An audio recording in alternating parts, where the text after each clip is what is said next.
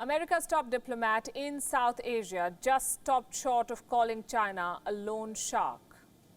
In a message to China, the US says, take some pity on Pakistan and stop the quote-unquote unfair and predatory lending. America has criticized China of crippling Pakistan with multi-billion-dollar loans. These loans will only keep Pakistan in servitude to China, not for years but for decades. The corruption-shrouded China-Pakistan Economic Corridor, or CPEC, is the big flashpoint. Alice Wells, America's point person in the region, gave her last press conference in what could be termed a public debriefing of her time in South and Central Asia. She listed America's concerns over projects related to CPEC.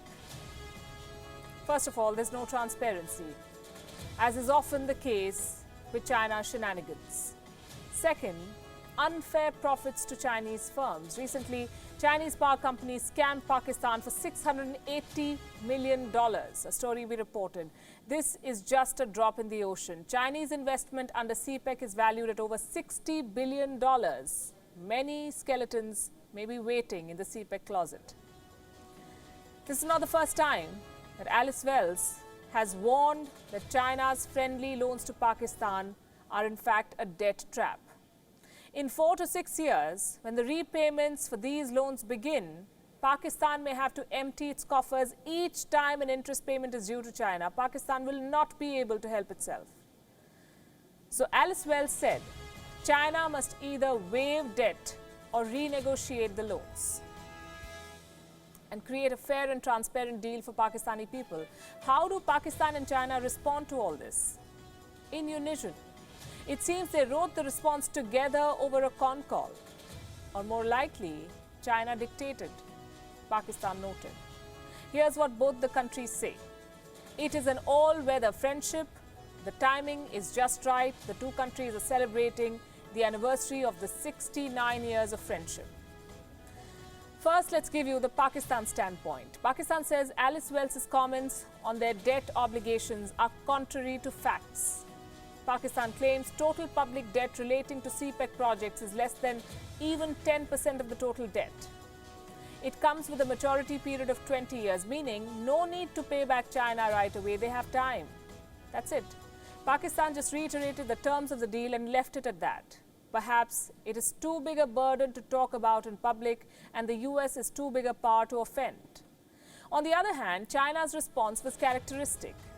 It called Alice Wells irresponsible. Her speech totally baseless and just a repetition of a same old tune. Then follows the mention of the all-weather relationship with Pakistan. In its defense, China says it will never force Pakistan to pay back the debt, and China's loans have no strings attached. Recently, the G20 members adopted a debt service suspension initiative for the poorest countries. China says it has supported Pakistan to be included. It is ready to provide relief. And then China lists its contribution in helping Pakistan. It says that CPEC has brought $25 billion in direct investment. It has created more than 75,000 jobs in Pakistan. The chest thumping continues. China has been the major source of FDI for Pakistan in the last 5 years. It indirectly accused America of not doing enough to help Pakistan. The US foreign direct investment is just over $1 billion between 2012 and 2019. In the end, China says, we need no teachers, especially a teacher like the US.